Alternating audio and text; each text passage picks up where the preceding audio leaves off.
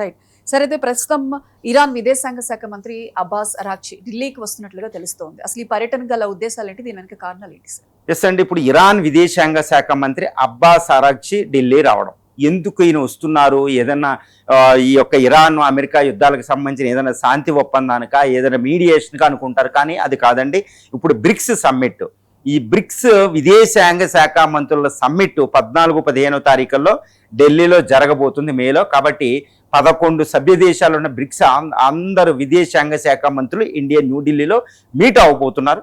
అందులో ఇరాన్ కూడా సభ్య దేశం కాబట్టి ఇరాన్ విదేశాంగ శాఖ మంత్రి కూడా ఇక్కడికి వస్తున్నారు.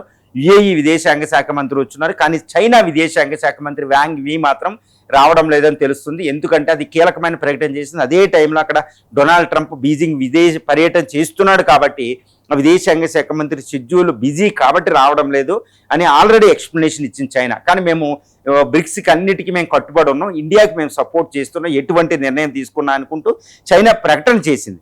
నిజంగా చెప్పాలంటే చైనా ఇది బీజింగ్కి ట్రంప్ వెళ్ళడం అనేది అక్కడ షెడ్యూల్ లోపం అది ఉంది. కాబట్టి ఇప్పుడు అబ్బాస్ అరాగ్చి ఢిల్లీ రావడం అనేది ప్రాధాన్యత సంతరించుకుంది. ఎందుకంటే ఇండియా ఇబ్బంది పడుతుంది హర్ముజ్ స్ట్రైట్ క్లోజ్ వల్ల. తర్వాత హర్ముజ్ స్ట్రైట్లో భారత నౌకలపై IRGC Islamic Republican Guards Corps attack చేయడం, మన నౌకలకి ఇప్పటికీ కూడా డజన్ల కొద్ది నౌకలు హర్ముజ్ పర్షియన్ గల్ఫ్లో చిక్కుపడిపోయినాయి. కాబట్టి ఇప్పుడు అబ్బాస్ అరాగ్చి ఢిల్లీ వచ్చినప్పుడు ఇండియా లేవదీసే విషయం ఏంటంటే హర్ముజ్ స్ట్రైట్ విషయంలో ఇండియాకి ఇబ్బందులు కలిగించకూడదు. నెంబర్ 1 ఫస్ట్ డిమాండ్ అండి. తర్వాత రెండోది ఏంటంటే ఇప్పటికే చిక్కుపడిపోయిన నౌకలన్నింటినీ హర్ముజ్ స్ట్రైట్లో సేఫ్గా మాకు దాటించి మాకు పంపాలనేది ప్రధానమైన డిమాండ్గా ఉండే అవకాశం ఉంది. ఇది ఇరాన్ ఎట్టి పరిస్థితుల్లో కాదనే అవకాశం ఎట్టి పరిస్థితుల్లోనూ ఉండదు. ఎందుకంటే బ్రిక్స్ దేశాల సపోర్ట్ అనేది ఇరాన్కి అత్యంత బలం అనమాట. ఎందుకంటే ఇరాన్ సభ్య దేశంగా గల గ్రూపుల్లో ఎస్సీఓ అనేది అంతగా కాదు, కానీ బ్రిక్సే అత్యంత బలం. ఇక్కడ దానికి సపోర్ట్ ఉండాలి. ఇప్పుడు బ్రిక్స్ ఇప్పుడు అధ్యక్షురాలి పాత్రలో ఇండియా ఉంది. బ్రిక్స్ శిఖరాగ్ర సమావేశం ఇప్పుడు నవంబర్-డిసెంబర్లో ఇండియాలో జరగబోతుంది. అప్పుడు ఇరానియన్ ప్రెసిడెంట్ అందరూ ఇక్కడికి వస్తున్నారు. ఎవరు? మొత్తం జిన్పింగ్ నుంచి పుతిన్ నుంచి అందరూ ఇక్కడ మీట్ అవ్వబోతున్నారు. ఆ సపోర్ట్ చాలా కీలకం కాబట్టి ఇండియాని దూరం చేసుకునే పరిస్థితి ఇరాన్కి ఉండదు.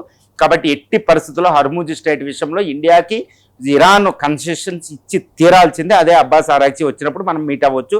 తర్వాత యుఏఈతో ఏంటంటే ఈ 14వ తారీఖునే ఇండియన్ ప్రైమ్ మినిస్టరు అక్కడ 15వ తారీఖు కరెక్ట్గా యుఏఈలో 3 గంటలు ఉండబోతున్నారు. యుఏఈ విదేశాంగ శాఖ మంత్రి కూడా ఇక్కడ వస్తున్నారు. కాబట్టి ఇండియా ఇంకొక డిమాండ్ ఏంటంటే ఆల్మోస్ట్ యుఏఈ మీద ఇరాన్ అటాక్ చేయకూడదు. ఎందుకంటే అక్కడ 30 లక్షల మంది ఇండియన్స్ ఉన్నారు.